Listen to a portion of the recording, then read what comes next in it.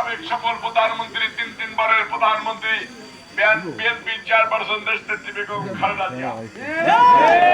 সেটার ধারাবাহিকতায় মাগুরা জেলা বিএনপির সংগ্রামী আহ্বায়ক জনাব আলী আহমদের নেতৃত্বে কাজী সালিমুল হক কামাল ভাইয়ের মাগুরার 2 আসনের সাবেক সংসদ সদস্য, মাগুরা উন্নয়নের রূপকার, যার হাত ধরে মাগুরাতে বিএনপি শক্তিশালী হয়েছে, যার হাত ধরে বিএনপি ঘরে ঘরে পৌঁছে গিয়েছে, সেই কাজী সালিমুল হক কামালের পরামর্শে মাগুরা জেলা বিএনপির সংগ্রামী আহ্বায়ক আলী আহমেদ দুর্বার গতিতে এগিয়ে যাচ্ছেন।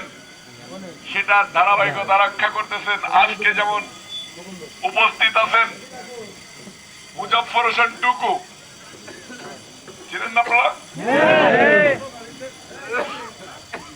শালিকা উপজেলার সাবেক চেয়ারম্যান নির্বাচিত।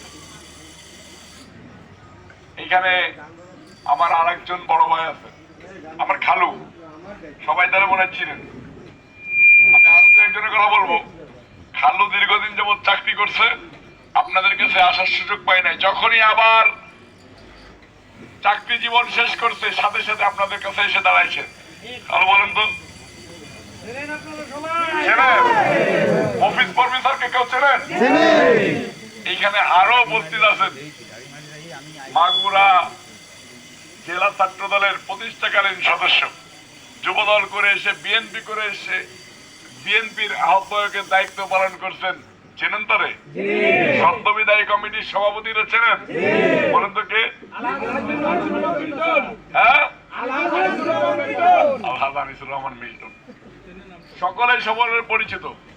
এই যে সবার সামনে মিছিলে নেতৃত্ব দিচ্ছিলেন, বলেন তো তার নাম কি? আপনাদের এলাকার সন্তান। দীর্ঘদিন যাবৎ একসাথে ছাত্রদল করেছি, রাজপথকে কম্পিত করেছি, আপনাদের এলাকার সন্তান। আরো অনেকজন মুরব্বী এখানে আছে, সবার নাম বলতে গেলে সময় চলে যাবে। সংগ্রামী নেতৃবৃন্দ, ইরা বেগম খালেদা জিয়ার একটা স্তম্ভ, খালেদা জিয়ার একটা খুঁটি, ইরা বেগম খালেদা জিয়ার সুযোগ্য উত্তরসূরি তারেক রহমান সাহেবের ডান হাত বাম হাত, বেগম খালেদা জিয়ার সুযোগ্য উত্তরসূরি বিএনপির ভারপ্রাপ্ত চেয়ারম্যান তারেক রহমান সাহেবের বাহুবল। এই কাতলি বাজারে যারা উপস্থিত হয়েছেন তারাই একটা শহীদ রাষ্ট্রপতি জিয়াউর রহমান, আপনারাই কাজী সালিমুল হক কামাল, আপনারাই ধানের শীষ, আপনারাই বিএনপি, আপনারাই যুবদল, আপনারাই রবিউল ইসলাম নয়ন। সংগ্রামী নেতৃবৃন্দ, আমাদেরকে ঐক্যবদ্ধ হইতে হবে।